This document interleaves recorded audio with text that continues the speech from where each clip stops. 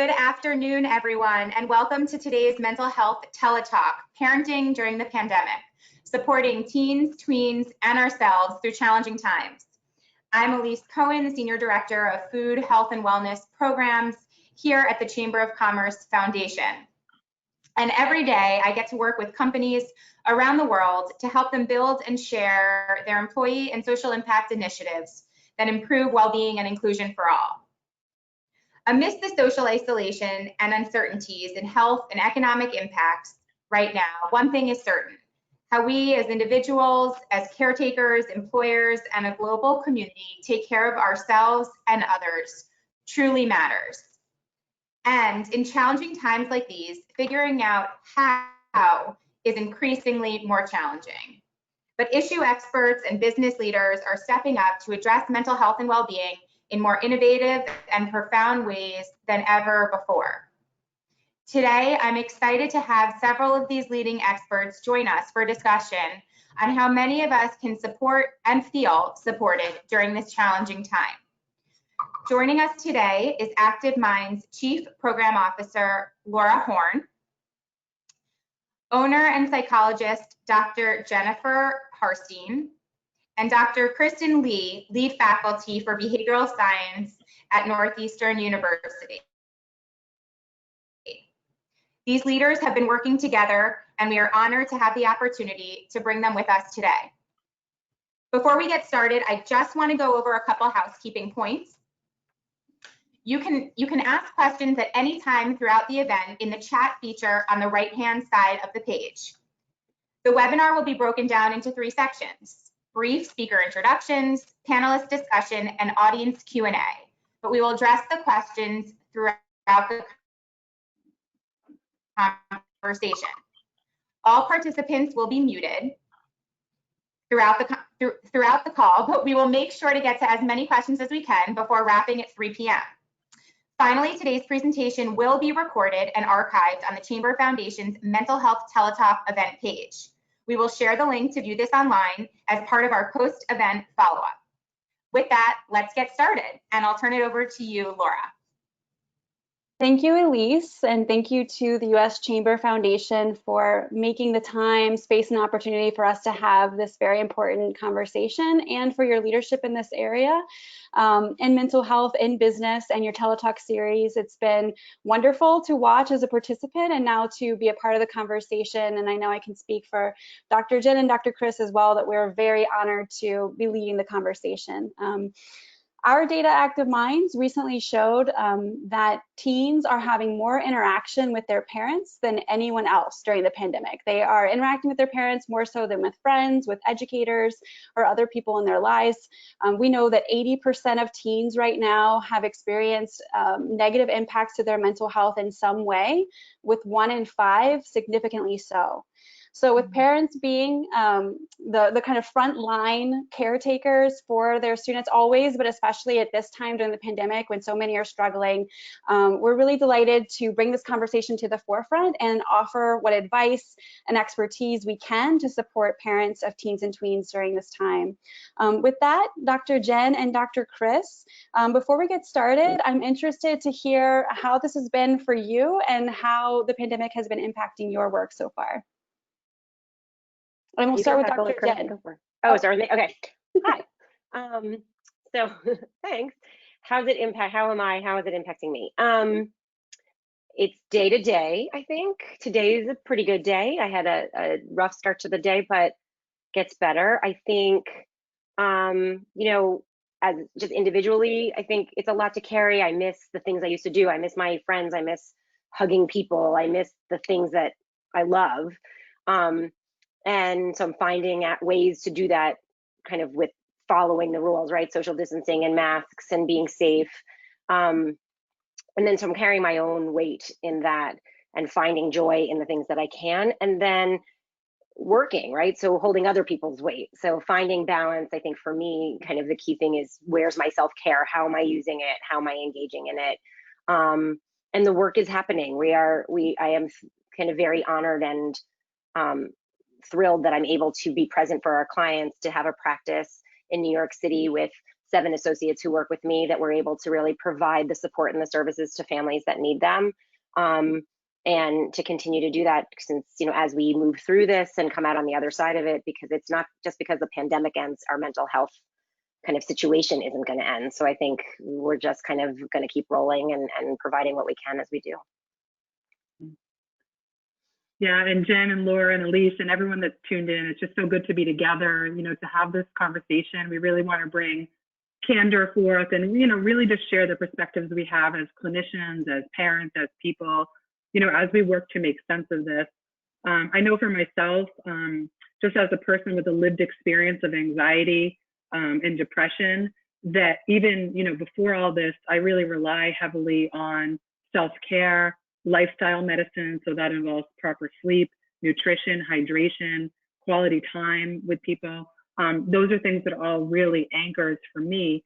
I have a daughter who's 24 and a son who's 20, and I'm just so thankful that they're doing well overall. But I think well can be a loaded term these days. And I think one of the big things I've tried to give myself permission for and advocate in my public work around is just that we give ourselves permission to experience the wide spectrum of emotions and kind of that vacillation. It's this big roller coaster ride, and each day is really a clean slate. And there are a lot of opportunities, you know, to really think about what it is that we can do to protect our well-being, how we can cultivate resilience. And again, like the dilemma of today is like, how do we stay connected? Because we know when it comes to resilience, one of the biggest protective factors is community, is safe space, is connection, fun, all those things that have been significantly disrupted. So that's just something I've really been working hard at too. I'm kind of more of an extrovert than an ambivert, but like you said, Jen, it's like, I just want to hug and I want to be connected and I want to be physically present with people. And I think, you know, it really creates a lot of challenges. And I think I'm learning a lot about parenting and living and working and all the things that I think so many of us are trying to grapple with right now. Laura, how are you doing? Well, thank you for asking. I'm doing better. I think when it first happened, it was a little bit traumatic. You all know I have 3 little ones, much younger than teens. So different, unique challenges in balancing parenting, partnering, and doing work at home while daycares are closed. So we're still there. We're still under stay-at-home orders here in Philadelphia and still balancing all of it. So I'm happy to have helped arrange this so that I can get some advice from you guys alongside all of our parents also following along. Well, let's just jump in. You know, one of the things I was surprised to learn from teens in our survey was that the number one thing they said parents could do to support them during this time was just to spend time with them. And that comes at a moment when parents already have so much on their shoulders. They might be balancing, you know, financial setbacks, maybe have lost a job, maybe they are on the front lines and working overtime to support all of us during the pandemic. And just wondering, you know, if you all have any advice for parents who may be just struggling to cope with the pressure of being their teens' everything right now, including their social connection when teens are disconnected from their normal peer groups. I mean, I think it's a really fascinating thing, right? Everybody's spending so much time together, and yet there's the request to spend more time. So I think the first thing we all have to think about in that is the time quality time, right? If it's distracted time, that's not as meaningful. So I think even if it's only 15 minutes or a half an hour, can you devote 15 minutes or a half an hour of real kind of pointed attention where phones are gone and distractions are gone, and you can really kind of ask how we started, right? How are you? You know, how are you sleeping? Like, how's school going? Have you talked to any of your friends? Like a real solid check-in, because quality sometimes really trumps quantity. And I think we have to kind of think about that in this. So we are with each other all the time, but are we really with each other? You know, and I think that's something we all have to pay attention to, parents, kids, partners, all of it, and for ourselves as well. I love it. I love your whole framing, Jen. I think like you nailed it, right? It's that whole notion of, I think like as parents, sometimes we can have that whole like overwhelm of like, we have to be the end all be all. And then it's almost like, okay, we try to fit in the time. But if you get those, one way I might think about it is like, are there special rituals you can do? Like those certain key activities that are high resonance. That's like a super source of connecting with you and your children. And also like just asking questions like, well, what would mean a lot to you? Like, you know, getting like trying to gather that data around like, what are your faves? Like, what could be the things that just mean a lot to you? I think the other thing, and I know this is like such a hallmark of your work too, Jen, is like just the notion of self-care too. It's like, I think we already lived in such an amplified parent culture. Like you've got to do everything as a parent, like, you know, make sure you put sunscreen on your kids so they don't get cancer. But if you put too much on them, you know, like, you know, don't like let your kid get picked off by a gorilla. Don't be too free range. Don't be too helicopter. Don't be a snowplow. I think even in that, like, there's almost this quarantine parenting pressure too. Like, it just amplifies that whole stew of today.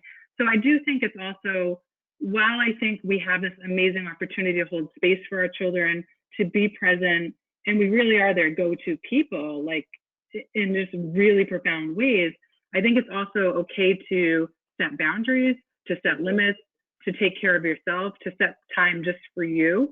And I think that's also kind of like a great mental health model for the kids too, to see that like I matter and I'm the center of the world, but my parent also prioritizes themselves. So I don't think it has to be either you're this heroic parent with your cape on all the time and like you're a martyr, or that you like go hide in the closet all day and you want to come out and be present with your kids, right? It's like, where do you find that sweet spot?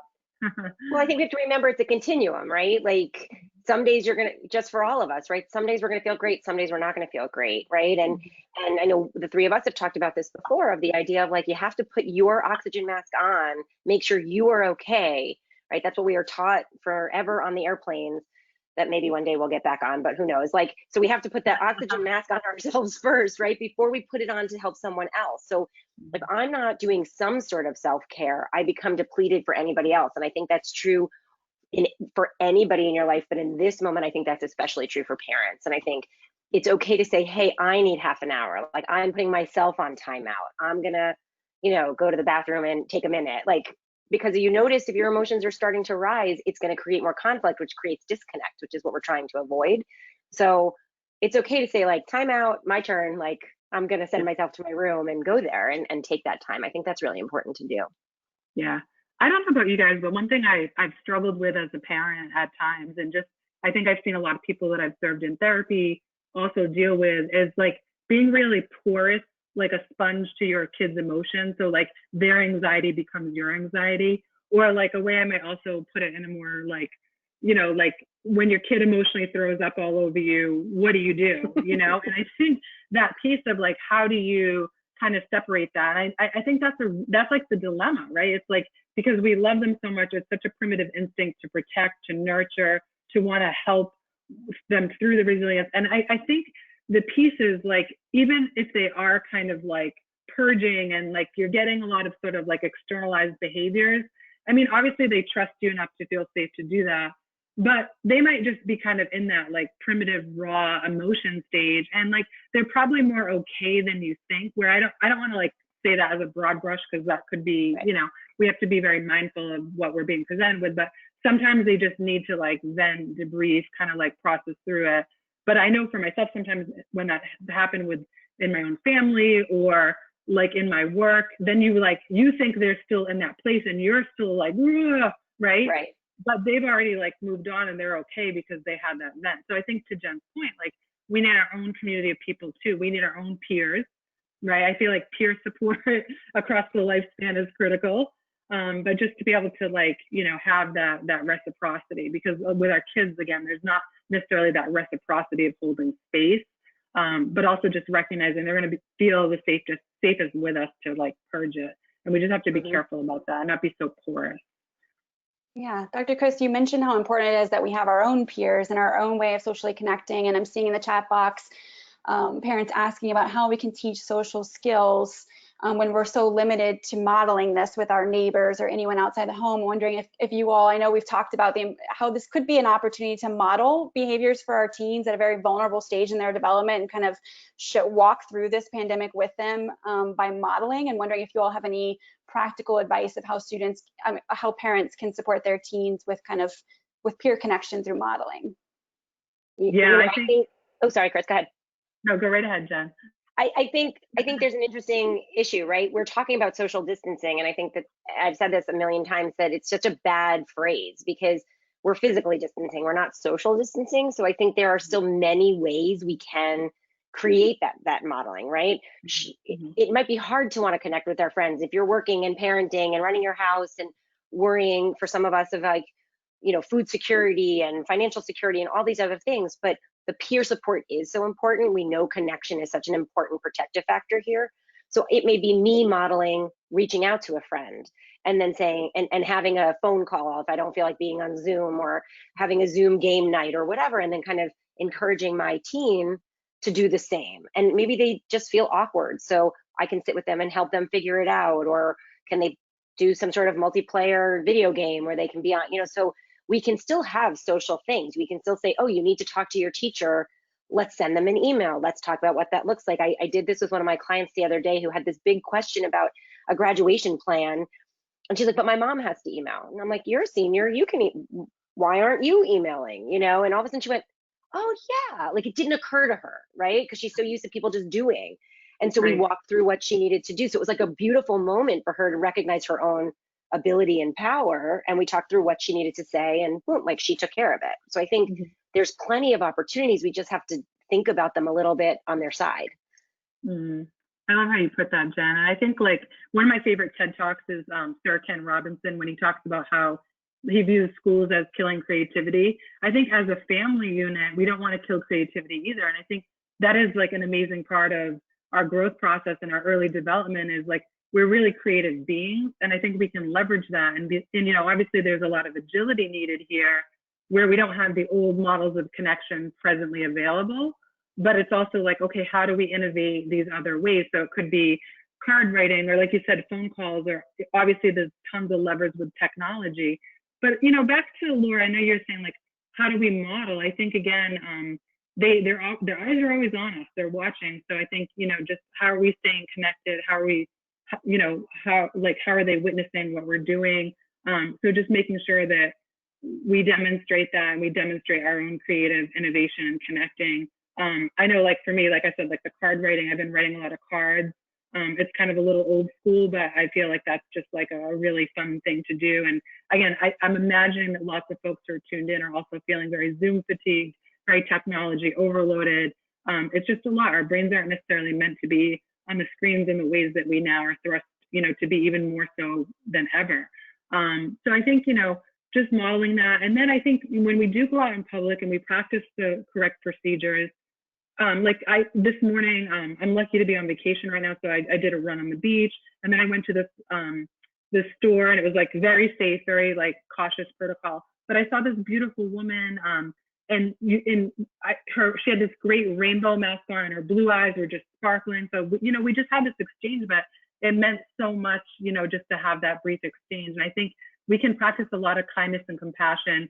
It's hard because obviously we want to like be very mindful of how close we're getting and follow the right protocols. But I think there's just very, like the small things make a big difference. You don't need to orchestrate, like John picturing like like we have to have this big graduation thing, or, you know, like it could be the little things that make the big difference and what makes us feel connected and bound together. And I think to just piggyback on the experience you had this morning, Chris, I think there's an element of, especially because we're literally behind a mask for, you know, who knows what, right? We miss major cues, a smile, or, you know, I live in New York City, I walk a lot, I have dogs, I see the same people every morning, I'm used to smiling at them. And how many times have I forgotten that I have a mask on? So or maybe I also have sunglasses on, so they really can't see anything. So I've gotten in the habit of saying good morning, which is not something I used to do. I used to just smile, right? So now I actually have not New York. It's totally like and people kind of look at you a little weird sometimes, but everybody's doing that because we're like we have to have connection. And so I think that's an interesting and different way to do that a little bit, to just be able to say good morning, and you can see someone kind of be like, oh, like hi, because they're already like shying away from you because you might be too close, and that little bit just takes away the intensity, and there's something really lovely about that. And I think that that's something we have to push. We might not be comfortable with it, but if you push yourself out of that comfort zone, you feel more connected to the people around you, which is really what we'd like to see happen. I love that. Awesome. I'm going to change gears and talk about how now in this new normal, working from home under a pandemic is the new normal. And when you're parenting, it can be doubly stressful. We've talked about this a little bit, but wondering if there's more we can say about setting limits. You all touched on that as such a key piece. And I'm wondering if there are practical things we can do. Seeing some parents in the chat box saying, it can be stressful for teens to mom is so visible or dad is so visible working from home, and it's stressful for the child to not be able to connect during that time. I know for me, when I'm supposed to be connecting with my kids, I feel like I need to be on my phone checking on work because I've had to take time off of work to parent with them. And so it's all blurring together, and I'm having trouble just kind of separating work from parenting, and wondering if there are other practical things we can offer parents who are having trouble with that balance. I think it's the dilemma of now. I think so many people are just facing this extraordinary back and forth, almost like a whack-a-mole game. The minute you kind of take care of one thing, the next thing pops up, and it's just that constant state of, wanting to give, everything you can to one thing, but your attention is very split up. I think, one of the things I've seen as I've worked with companies and, trying to grapple with how to support employees and, just navigate all this complexity. One thing I think about is just self-advocacy. So within your family structure, whatever your family structure are there any key supports? Are there negotiations where there can be some kind of turn taking or sharing of responsibilities and carving out that kind of schedule and expectation? And again, that can be very creative because every family system and structure varies widely. And I know some of us have more access than, so just thinking strategically, who do I have in my network? Even people outside of the home that might be able to spend time with kids virtually. That's a lot of people are saying that's been helpful. I think within the work environment too, I think this in many ways has been an equalizer. Lots of us had worked from home before, some hadn't, but I think we just see that shared vulnerability, the shared humanity, like everyone's juggling all those balls. And I think it really has led to more compassion towards one another and more thoughtfulness about employee well-being and what this all means, like to just grapple with all these dynamics. I think just self-advocating with your teams, with your supervisors, in your context, look to ways you can have conversation. So I know lots of folks are doing like flex hours or modified hours. I know one thing I've been super grateful, the dean at the University at Northeastern, where I work, I'm proud to be at, she was, really encouraging us to make sure we use or lose time. I'm on vacation right now. And I think that just meant a lot for her to like verbalize it. We've always been encouraged to do it, but just to remind us, like right now we're undergoing a lot of trauma, a lot of grief, a lot of chaos, all of the above and then some. And we definitely need to create a little extra buffer zone for ourselves because this is definitely not a sprint, it's a marathon. And ultimately, burnout pre-COVID was already a huge issue. Like the World Health Organization reclassified it from a health condition to an occupational condition before this. And like the mental health outcomes, we all know where this is our frontline work. And so now I think in some ways there's actually a lot of opportunity now to have new discourse around work-life balance because it's like all turned upside down. How do we work in effective ways based on even like brain science? Like, what are the best times of day? Do we really need 8 full hours? What does it mean to be on back-to-back Zoom calls? How might we renegotiate that? So I think we're in a big process of renegotiation and self-advocacy, but don't put pressure on pressure. So what I mean by that is like we stress about being stressed, or if you're a fellow perfectionist, like I know a lot of stuff rents space in my head about how I can do better or more, or it's never enough, or I'm letting people down, I'm disappointing people. I think we need to stop putting that pressure on pressure and just recognize we need space to heal from this and to be able to sustain ourselves in the long run, because this is a tall order and a test of a lifetime. Mm-hmm. I think that's so true, Chris. And I think the thing I would add to that too is what works for me as a perfectionist, but is structure, right? So I think part of the self-advocacy is also negotiating what the structure looks like. So I know in our house, we kind of like sit down and go, okay, so what's your schedule today? What's my schedule today? Like, this is time I need uninterrupted quiet. You can't, from 2 to 3 on Thursday, like you can't, I need you to do whatever you need to do to give me space. Okay, when do I need to give that back to you? Or these are the days I see clients, so you're in charge of that. You know, so we do a lot of kind of figuring out and creating some structure. Now there has to be flexibility within that because life throws us a curveball and something happens, but the structure I think is very helpful. And the truth is we all feel less anxious when we have structure because we know kind of what to expect, which is one of the reasons I think a lot of kids are having a harder time because the structure of school is gone, right? So here we are, and they're like, oh yeah, I'm supposed to be on this call, but no one's checking, and I don't have to be on camera, so no one's gonna know, and they're doing class in bed and all of these things. So like structure is key, and negotiating what the structure looks like is really important. And one of the things, I work with high-risk clients a lot of the time, but the phrase that I say to all of the people who work with me is like their crisis, and listen, there's often a lot of crises, so understand that when there's a true crisis, I step in, but their crises is not my emergency, right? So all of a sudden, if they remembered that like something happened and they have to tell me in that minute, but there's no real worry, I don't have to respond in that minute. If I need an hour or I need to kind of take a breath before I respond because I'm doing 10 other things over here. And for me, that's very helpful because I can be like, okay, is this truly an emergency? Like, I know it feels like an emergency to that person, but is it in a more global picture?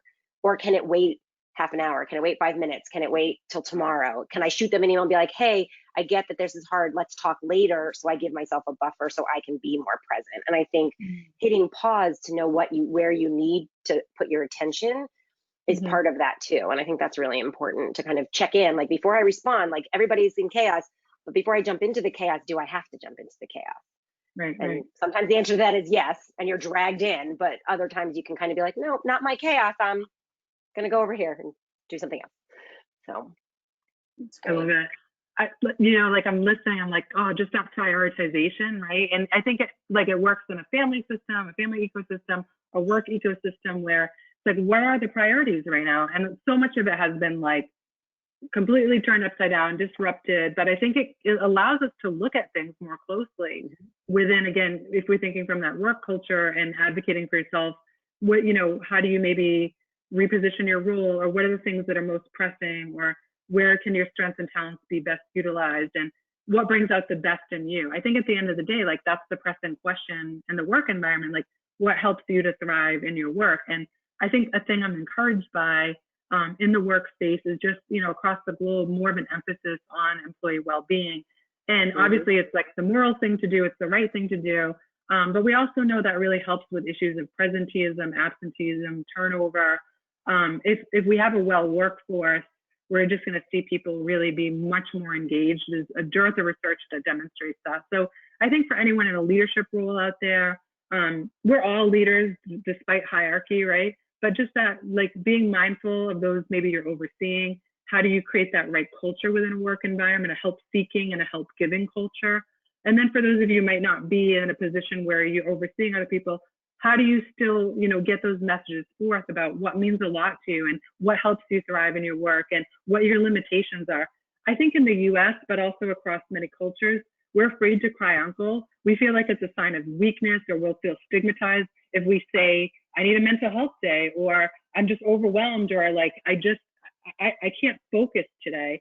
I think it's really important for us to try to work to advocate for work cultures where it's okay to do that and it's safe to do that. And I think HR folks have a lot of help, like they can be a real leverage for that to create that kind of culture.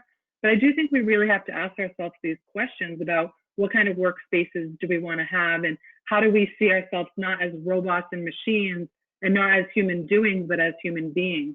Because at the end of the day, like we can be kind of like hard-nosed and just like push and bite our upper lip and don't let anyone see you sweat and let's just focus on the outcomes. But there's no health without mental health. There's no organizational success without mental health. There's no family, there's no health. Like if you think in your family life too, like mental health has to come into the forefront. And I think in some ways, now I don't wish for any of this, but I think we're going to be very different as we move forward to really understand the implications when we ignore our mental health, or we just pretend it's something on the side, or it's taboo, or we'll just wait to that crisis level. Prevention is always less costly than repair, and the cultures that we create within our families and organizations matter. Mhm. Absolutely. And I'm glad you brought that up. I mean, I think this is definitely an opportunity, it seems like, to prioritize emotional well-being in the workplace. And no matter what role we play, we can play a role in bringing that culture to our workplace. I know, if, like you said, if we're a manager, we could be thinking about how we can support our employees at this time. But also, if we're a parent, we can seek out other parents and create a space for us to support each other. I know I've benefited from that in my workplace, and it kind of normalizes being a parent at work. It provides a support for me. There are lots of questions I have that I think other parents are going to be able to answer better for me in practice during this pandemic. We are all doing this for the first time ever, and no one's really an expert right now. And so learning from each other, trying different things and sharing what works can also be really, really helpful. And kind of prioritizing that, initiating it can be a great way to start changing the culture of our workplace if we want to make more space for mental health to be prioritized. And want to mention too, the Chamber Foundation has a lot of great resources too for workplaces to support emotional well-being during this time. They've been a leader in the space even before the pandemic. So lots of resources there for folks to go to and look at. Switching gears again, lots of folks in the chat box asking about how we can talk to our teens about the pandemic in a way that's realistic and yet not fear-inducing. Do you all have thoughts about the best way to go about that? Yes, I have lots of thoughts about that, because I know we're kind of aiming kind of teens and older, but I think kids of all ages are disrupted, right? So all the kids are having questions like, why is this? Why is that? There's a lot of whys going on. And I think you have to adjust whatever you're saying to the age of the kid you're talking to. So, how Chris is going to talk with her kids is going to be very different than how you're going to talk with your kids, Laura, because their ages are so different. And so first and foremost, I think we want to provide a lot of information, when I think the best bet for a lot of parents is to listen before they talk. And I think we often do it the other way around. And the problem with that is you give your agenda instead of hearing what their agenda is. You hear all these funny stories of like a kid asking something and the parent giving this long in-depth answer, and all they wanted was like this little teeny answer. So I think we have to really, right? And like you give this like whole big long thing. Never happens, right? But I think it's so important for us to just listen. What are they really asking? What do they need to know? And we're not going to avoid fear. I think the fact is that we can't bubble wrap the situation. We can't present it in a pretty, whatever picture, because the fact is it is scary. And I think there's a couple of things we can do, right? We want to be able to, all of a sudden people are wearing masks. What does that mean? All of a sudden we can't hug our grandparents or hug each other, or hug our friends. Like, what does that mean? I'm not in school. So we have to provide information on kind of the basics. And then if for older kids, we can sit down and together in front of a computer and go to a very reputable, reliable source, right? And say, okay, let's learn what the facts are, because I think we help manage fear with facts. And the facts are constantly rolling out, right?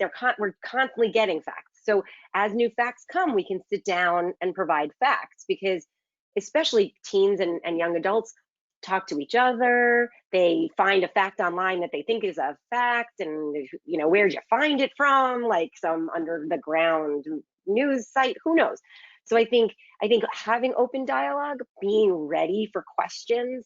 Your kids may be like, I don't want to talk to you, and then you notice they're lingering in the doorway. Well, that's a sign they want to talk to you. So like, can you put your work on pause in that moment and talk to them? There's that quality time kind of we started with. So I think we can't prevent fear, but we can mediate fear. And I think that's, being that safe space, kind of even being able to say, yeah, it is scary. I'm nervous about this too. And we're doing all the right things to stay safe, and we're doing all the right things to protect ourselves.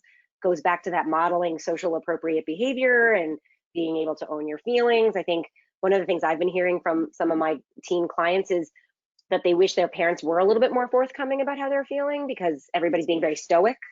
And they're like, but I'm sure they're upset about this too. And I was like, yeah, but they're trying to kind of hold the space, to your point from earlier, Chris, like hold the space, but not be in the space kind of. And I think some of these kids would feel more connected if their parents were like, yeah, you're not graduating, and I was super excited for you to be graduating, and I'm sad too. Not like, I'm so sad and take care of me, but just like acknowledging the feeling. I think we can't prevent the fear, but we can, I go back to this idea of we can mediate it a little bit and provide facts and support and as much safety as we can. Love it. Check. Love it. It's a shame we don't agree, Chris. I know, right? I think, I don't know, I've been thinking a lot about like, what information is important for our kids to know? And I think it's really, like you said, important to recognize the wide variance across developmental stages, what's developmentally appropriate to share. But something I'm super passionate about is how do we teach resilience to our kids? I mean, if that's not the lesson of the moment, I'm not sure what is. And, you know, there's a few things I think that come with thinking about resilience, and like you said, the mediation process. And I mean, first of all, we're all in a situation, we are inundated with so much information. And I think so many of us are almost more stressed about the brouhaha, like all the noise, the intensity of the polarization, all the competing, you know, ways people are responding to this. And I think, you know, obviously when we're anxious and we're afraid, it doesn't always bring out the best behavior. But I think one thing, like, I'm kind of obsessed with brain science and thinking about the workings of our brain and how do we leverage that? Like, what lessons of resilience can we teach? Now, what we know helps is practicing things like awe. So just again, celebrating what is, like if you see that sunset, like relishing, basking in that, noticing that, that's a great modeling tool. Another thing is practicing gratitude, celebrating and appreciating what is versus what isn't. But finally, I'll say, I think critical thinking right now, you know, if we have the opportunity to teach our children how to avoid group contagion, you know, this wildfire of information and misinformation and chaos that is presenting itself 24/7, if we can teach them boundaries or teaching them how to be discerning, because it could be an article, it could be like a conspiracy theory movie, it could be a meme, it could be a 2-second thing on TikTok. And the digital storytelling of today is super compelling, and anyone can get up and kind of make these assertions that do become very damaging and compromising to our mental health. So I think we need to help our kids think about who's saying it, what credibility do they have? Is it an evidence-based scientific theory? Does someone have something to gain by saying this? Do they have all the facts? I think that level of skill really contributes to resilience. What we think, you know, becomes, you know, that affects our emotions, that affects our behaviors, our habits, and our well-being immensely. So I think that I put a piece out this week on Psychology Today about this, you know, avoiding this collective noise and like this level of agitation.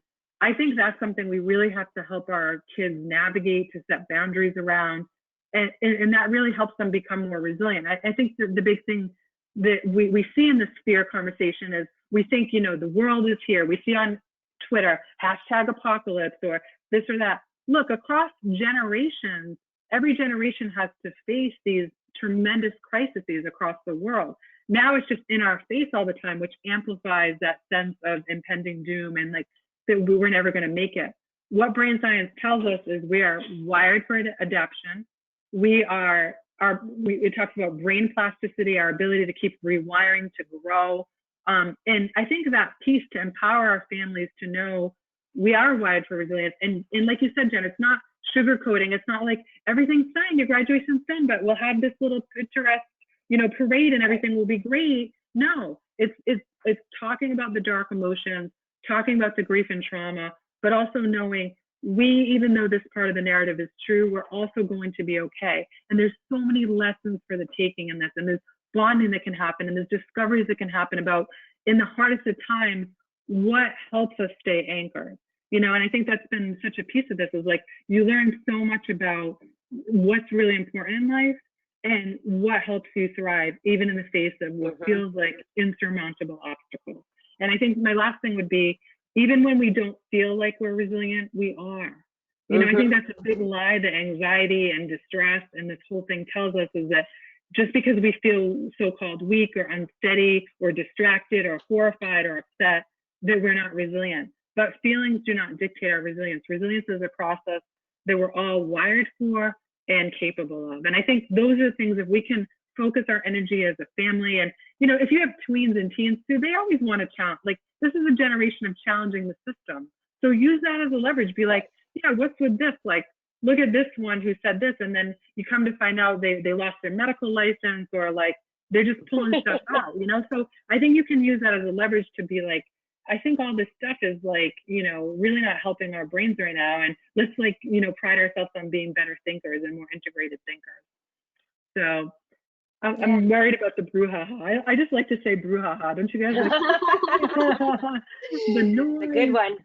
It seems like especially important to remember all these things that you're saying, Dr. Chris and Dr. Jen, especially thinking about summer. And it wasn't that long ago, right after the pandemic, the three of us were talking. We were talking about all of these things, and now here we are, beginning of June almost, and now it's seeming like summer camps are closed, no summer vacations, the fall is uncertain. Would you say, that same advice still applies looking ahead, or is there anything else that we can add to give folks inspiration, maybe for themselves as parents to get through the summer, and also for students or teens who might be asking about, or wondering, what will I do if fall continues to be this way? I think we're all getting comfortable in the discomfort, right? We're all kind of swimming in a sea of ambivalence. It's super fun, not really. But what other choice do we have, right? We're kind of really in this sea of unknown. And I think it goes across the board. I think it's not just teens and tweens, right? Parents don't know if they're going back to the offices. Like, I certainly, is my office going to open, not open? What can I do? Right? So I think we're all kind of trying to plan for an unknown outcome. So I think for some of us, planning helps our anxiety. So I think we still have to plan for next steps. I think that next steps are coming 3 months, 6 months, 9 months, who knows, but we know that next steps are coming. So I think it's important for all of us to kind of continue to think about what next steps are, because then we're ready when we're ready to be ready.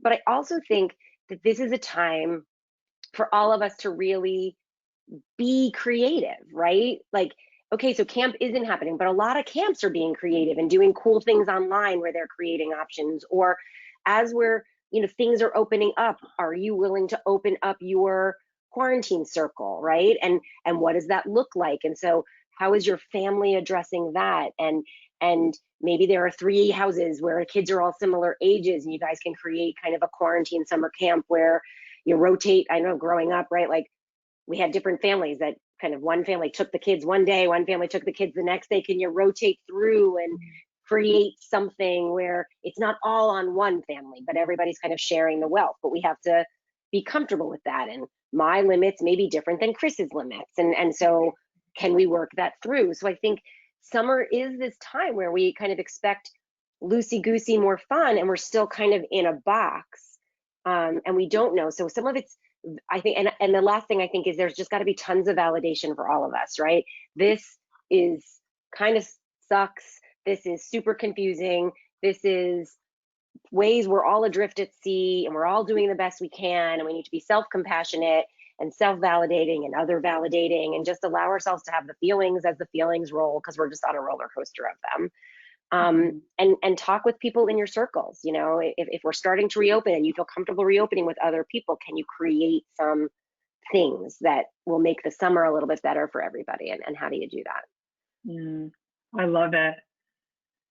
I think, similarly too, it's like the key word is agility, right? And I think we did live sometimes, I think particularly in the US, as an individualistic culture, we have that thinking that we can control things, and it's an illusion of control that's been significantly dismantled, right? And it's like, we can make a plan, but what's plan B? And sometimes we need plan like Z, right? And I think that's the part of this that, that uncertainty, it's certainly like extremely taxing. But I do think, we do have to be cautious to not sort of like base, to sort of have that conceptualization, like, if this doesn't happen, if this doesn't open up, or this doesn't happen this way, I'm not going to be okay.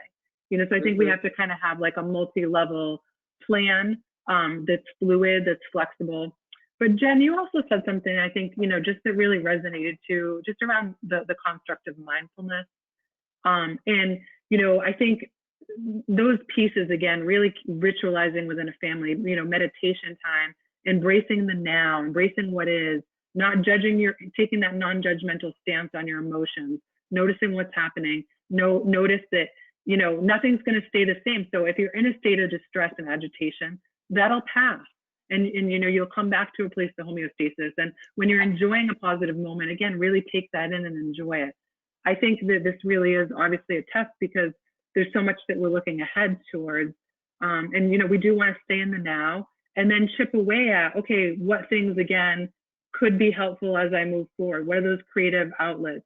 I think even just keeping our sense of humor, that's also a big protective factor with resilience, keeping our sense of humor, but just knowing that this is not going to last forever. We are an amazingly evolved species. There's great people out there that are working diligently around the clock to help solution and to identify resources for all of us. And I also think that this gives us opportunity to think about the structural inequities in society. We're really seeing the exposing of systems and disenfranchisement and discrimination. And I think this also, for any of us who are in a position where we have privilege, that we can also turn our attention on giving. Research really shows that if we can make those efforts to give of our time and our resources and to support the needs of each other, that's how we get through this. And in my research, I call this collective efficacy, is the idea that when you do well, I do well. When you hurt, I hurt. And an injury to one is an injury to all. And I think when we open up that lens, it helps us take perspective. It helps us think about what resources do we have, not to hoard them, but to share. And I think that if we can turn our attention less on our own suffering and more on what we can do with the collective suffering, that can also be a tremendous help. And I think kids are way better models than us adults. We can get grumpy and, you know, we can forget about that. But I think kids especially have the, just think of like when they draw you a picture, or just like the love that they exude. So I think there's an opportunity for like that leveraging of love and how we show up for each other in beautiful ways. And that's really like what life is for. That's what we're here for, you know, to help each other through. And I'm not trying to like break out the violins and sound very kumbaya here, but I mean, research really shows us, the science actually reveals this. It's not just kind of feel good stuff, but it's really what helps elevate the human condition and help us move forward. Yeah. During social distancing, we might find that some families, as you said, are managing it differently. Some families are maybe more flexible than others. They're allowing their teens to go visit other homes, for example, or not use masks. And maybe as a family, we're trying to have that conversation and battling, you know, our teens and what they're seeing other teens being allowed to do. Do you have any tips for how to manage, you know, expectations among our teens as they're comparing what other teens are able to do versus what we're allowing them to do? They're always comparing what other teens are allowed. I mean, this is not like, let's just be honest, right? Like, this is not new. Like, I saw the question in the chat box, and my first thought was like, you know, that old phrase of like, if all the other kids were jumping off the Brooklyn Bridge, like, you know, would you go, like that kind of a thing. So that's not new. I mean, kids compare constantly. And so this is a great opportunity for families to sit down with one another and be like, what are our limits? Like, what are we okay with? You know, I have friends whose kids are much more like, we're not going out, where the parents are like, come on, let's go for a walk. And the kids are like, no, I'm good. Like, I'm really, you know, I'm fine staying home. So I think it should be a family decision. And, you know, if there's a commitment that you guys are going to do this, then the family agrees to that. And then if that wants to change, then have another kind of family meeting and have that conversation. But this isn't a new thing, right? Kids are always, well, they have a later curfew and they can stay out all night and they can do this and they can, okay. So it's just it's more condensed because, and I think we're also just much more, for lack of a better word, kind of like desperate to be with our people, right? So the fights might be bigger, but you know, it's okay to say, look, we have grandparents who live with us. Our rules in our house have to be different than your friends who don't have grandparents, or we have an immunocompromised person in our house, and that's different than what your friends might be experiencing. So our rules have to be different. I think because I said so isn't a great answer, and the problem with teenagers is they're really awesome at that. But why? But how come? And they like bang, you know, pound at you, and your answer becomes just because I said, like, conversation over. So if you can have an open conversation with as much of an explanation as you can, I think that's super helpful. But this is not a new, comparisons are going to happen, and your limits and your boundaries in your family are okay. Boundaries are okay. It's okay to have them. And I think that we as adults need to remember that. Our kids are allowed to have boundaries. Our family's allowed to have boundaries, and we don't have to apologize or explain them to people. One of my favorite things about you, Jen, is like when you speak, I always like pull up the illustration in my mind. Like, I feel like you paint these great pictures, and it makes me, I love that. And it makes me think about, like, in our parenting, we all know, like, you know, when our children are upset, it's not always the best time for dialogue. Like sometimes it's, so I feel like that whole timing piece, you know, is just like, when is that time to have the dialogue around how do we weigh information as a family? How do we decipher? And like you said, just looking at all the specific variables within one's own home. But I think if, you know, it's like in that heat of the moment, if you have children who, you know, just again, that when we're anxious, that sometimes shows up as agitation and anger. And if anyone out there has temperamental children who maybe, you know, I love the work of Ross Green when he talks about the explosive child, and like, but some of us, you know, just deal with that, like, you know, extreme like agitation level. And how do you recognize, like, maybe don't take the bait, like maybe see if you can say, why don't we revisit this, like when we can have, like, you know, really, you know, just look at it closely. But I think that piece too, how do you, like, you know, try to help them identify their coping strategies in those moments, and you're not just kind of having that moment of trying to get through to them when they're like in the highest frustration level. So that might be pointing out the obvious, but that's just something that I think might be helpful to remember. But like Jen said, you kind of have to be the eye of the storm when the hurricane's going around you, right? You can't have to be, I'm It here. feels that way too sometimes. Yeah. Right. And that's well, it's like the whole analogy, hungry, angry, lonely, tired. Like if your kid's super low blood sugar, or they're overtired, or like they just found out everybody else is doing X, Y, and Z, it's like, all right, you know, like let's come back to like a reasonable place where we can, you know, kind of work this through. And sometimes you're not going to work it through. And that's where, again, the self-care, your own peer support, that really, you know, and your sense of humor. Be the parent that writes the books about your kids one day. I'm Nice. kidding. Well, we have just a couple minutes left. I want to make sure we get to this last question, which feels really important. I think you know, during the pandemic, a lot of teens might be experiencing feelings they've never felt before. We know stress, anxiety was already on the rise among teens, but we're anticipating that the pandemic will kind of enhance that. Parents may be experiencing that alongside their teens for the first time. I think many parents might feel like they need to be experts or well-trained in order to support their teens. And I wonder if just with a few minutes left, if you have any quick thoughts about, you know, what parents should be looking for when they're wondering if their teens might be struggling with their mental health in a more serious way, and then how to start that conversation. I mean, I think parents are experts in their kids. So if they know, you know, fundamentally, so I think if you in your gut have the sense of something doesn't feel right, outside the norm of everything right now doesn't feel right, but kind of something in your gut is giving you this, you know, I think we ignore that a lot. And if we think about mindfulness, that's like our gut is our wisest of wise minds. It gives us the most important information. So if there's something in there that's just doesn't feel right, you have to, as a parent, you have to trust that. You know, you see your kids, especially now, you see your kids all the time. So you know it. And I think you're not putting any ideas. I think there's a myth, right? That if I ask you, hey, how you doing? Or, hey, you seem off, or I'm concerned about you, or you've been talking really dark and I'm worried that you're feeling suicidal. We're not giving anybody any ideas that they're not already having. That is a myth. So don't be afraid to ask, because guess what? If you're wrong, your kid is going to tell you you were wrong. Don't you worry. They will put you right in your place.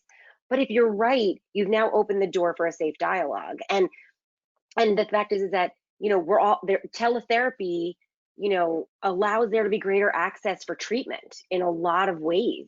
So there is access to support. And so if you're worried, you can always reach out to clinics that are offering support, or parenting support groups online, or, you know, all these different avenues to just learn like what's typical behavior versus atypical behavior. And you can go to places like, you know, the Mayo Clinic has a lot of that stuff, and all these kind of, should I be worried? Should I not be worried? And I think if your gut says it, we need to kind of really recognize it for sure. I think, like, you know, at Active Minds, we talk a lot about, you know, are you okay? You know, asking the questions, even if it feels awkward. I think a lot of parents, leaders, educators, anyone working with kids, caring for kids, you sometimes approach the conversation with trepidation. Like you said, you're afraid of the power of suggestion, or, you know, I'm not clinically equipped to deal with this. I don't really know, or it's really uncomfortable, or might even bring up some of your own struggles. But I think, you know, again, we have this amazing access now to brain science and to understanding you know, having a mental health condition can very much be part of the human condition. So normalizing that many of us will struggle across our lifespan, and sometimes it can become really, really intense, and we have to be proactive there. And I think, you know, one way I think about it is like, can we just use universal precautions? Can we err on that side of safety and well-being and extra support, even if it's not to that level of crisis? Again, just taking on that prevention lens. And it's better to assume, you know, that help is needed than to kind of ignore any potential red flags or warning signs. And I think, you know, that's just something, you know, to be mindful of. Sometimes it's hard to know the difference between what's clinically significant and not. But again, today, as we've dialogued together, we've talked a lot about the kinds of, like, a lot of the 101 stuff in mental health, trying to have that structure, promoting good sleep, good technology hygiene, you know, eating right, exercise, being out in nature, meditation, music, you know, creative activities, connection. So think a lot about how you can keep embodying those protective factors in your home. But like Jen said, I mean, we have so many resources, telehealth, we have so many things available to help, you know, really provide that protective layer for every member of the family. And so there's no shame. I think historically we think, oh, I don't want anyone to know our family's struggling this way. To me, I'll just say, I think every family struggles with mental health. Show me a family that doesn't, and I'll probably ask some questions. So I think we have to let go of shame and stigma and just get the help and be brave about it. It's not easy, and it can be awkward, and it's scary, but not addressing it obviously can bring out terrible consequences as well. Mm-hmm. Great, that's super helpful. Thank you both for your time on behalf of Active Minds and the Chamber Foundation. Elise, I will turn it back over to you. Thank you both. So there is one question that did come in, and I know we're running short on time, but I did wonder if perhaps just one or both of you wanted to take a minute and address this question, this timely question, which is, and you all may see this also, I have 3 African-American teens at home, and they're really worried about the impact of COVID, specifically on the African-American population. Now, of course, this is mixed with the news about the situation in Georgia and Minnesota. They're anxious, and any coping mechanisms or strategies that you all can share would be helpful. Mm-hmm. Mm-hmm. My first thought in this is, you know, I feel a little ill-equipped not being, you know, being a white woman of privilege. So I appreciate the question.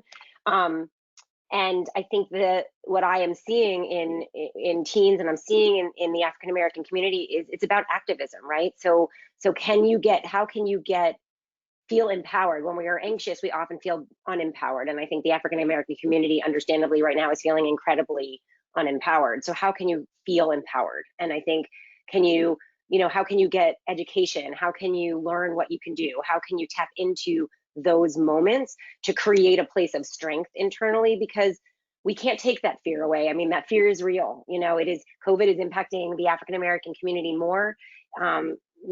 Brutality and inequality and all of those things are impacting the African American community more right now. And so I think the way to feel empowered is to figure out how to step in and how to get kind of put on your activist hat. And even if you're not in those areas, what can you do to kind of create some of that space so you can be educated and feel more, kind of create some control, because we can't avoid it. It's going to keep happening. So how can you kind of step into it a little bit, I think would be my first step.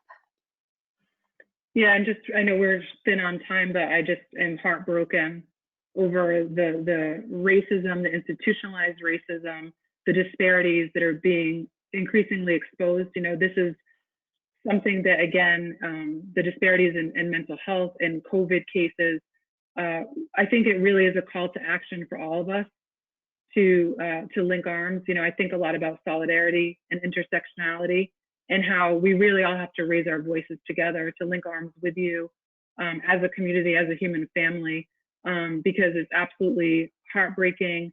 It's just, there's no words to really describe the heartbreak and the horror of this ongoing discrimination and oppression and the brutality and violence.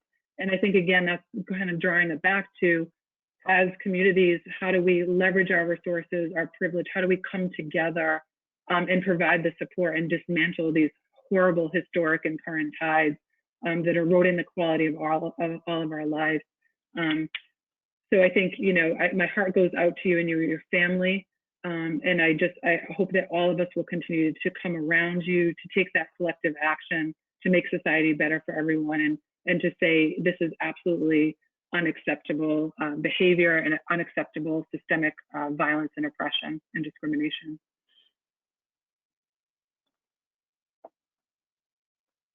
Thank you. Thank you both. I know we're short on time. And thank all three of you, Laura, Kristen, Jen, for coming together today, for your thoughtful and informative strategies, and to our whole audience for joining us. Certainly, if there are questions we couldn't get to, and if the speakers can address them offline, we'll do our best to reply. Today's discussion was part of the Chamber Foundation's Mental Health Teletalk series. So we've been hosting a series of conversations around mental health, well-being, and community building to help businesses in their roles as corporate citizens, as employers, and as individuals and family members. So please look out in your inboxes. I'll be sending a follow-up note. It will also include a survey that we'd love for all of you to fill out to share some ideas and topics that you're interested in for future discussions. Thank you all so much and have a great afternoon.